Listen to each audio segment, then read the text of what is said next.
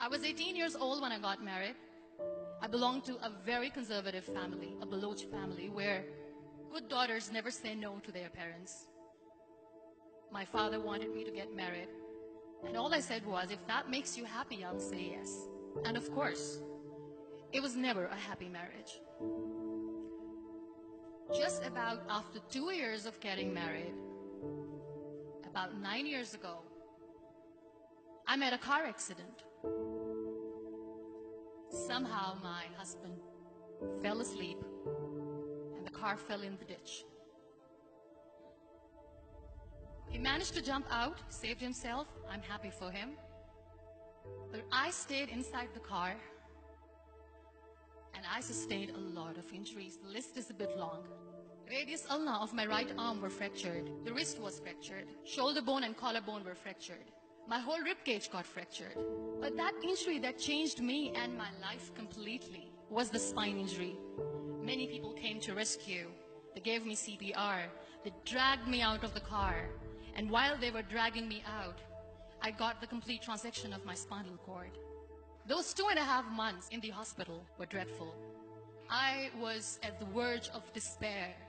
One day, doctor came to me and he said, well, I heard that you wanted to be an artist, but you ended up being a housewife. I have a bad news for you. You won't be able to paint again.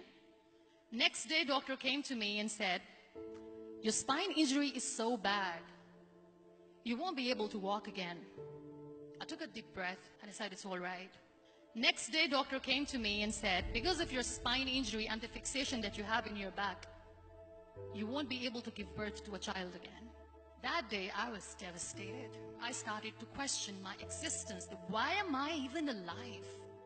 So what kept me going was, one day I asked my brothers, I know I have a deformed hand, but I'm tired of looking at these white walls in the hospital and wearing these white scrubs. Bring me some colors, bring me some small canvas. I want to paint.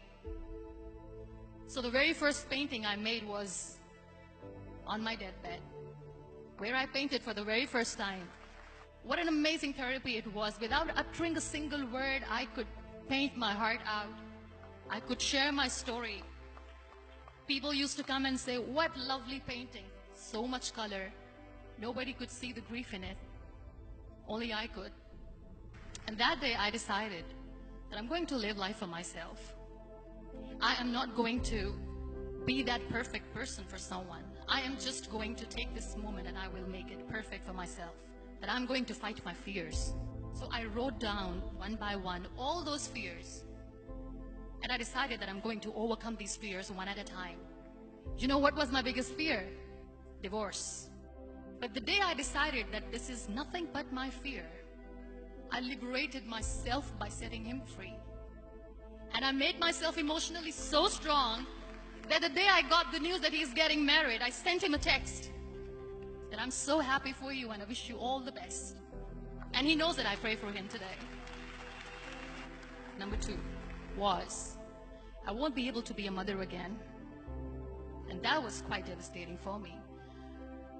But then I realized there are so many children in the world, all they want is acceptance. So there is no point of crying, just go and adopt one. And that's what I did.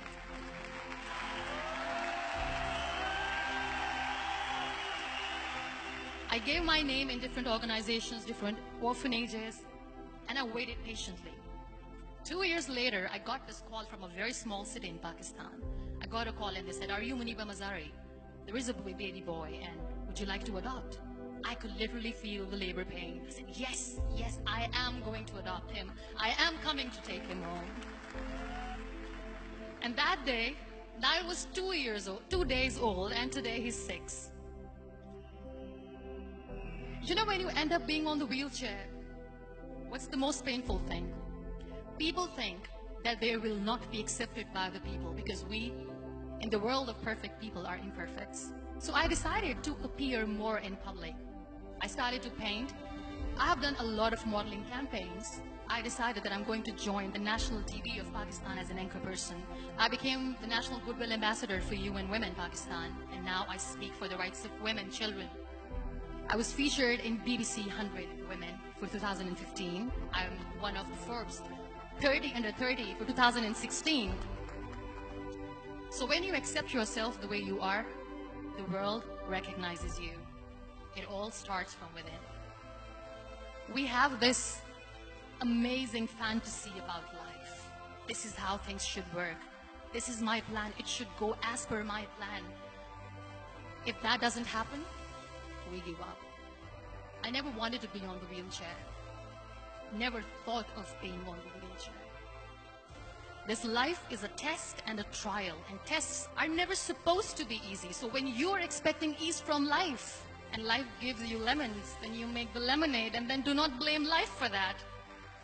It is okay to be scared. It is okay to cry. Everything is okay, but giving up should not be an option. They always say that failure is not an option. Failure should be an option, because when you fail, you get up, and then you fail, and then you get up, and that keeps you going. Embrace each and every breath that you are taking. Celebrate your life. Live it. Don't die before your death. Real happiness lies in gratitude. So be grateful, be alive, and live every moment.